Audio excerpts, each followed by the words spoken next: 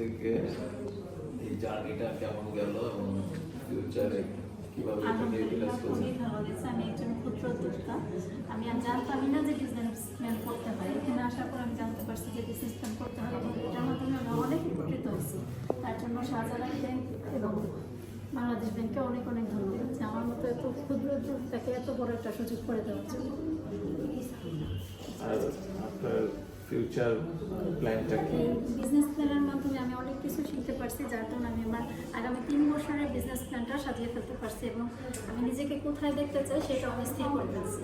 প্রোডাক্টগুলো আমার প্রোডাক্ট হচ্ছে আমাদের দেশীয় ঐতিহ্য পিঠাপুলি।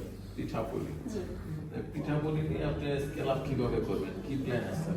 এখন ফাস্ট ফুডের যুগে দেখা যায় যে আমাদের বাচ্চারা পিঠা সম্পর্কে তাদের কোনো ধারণাই নেই।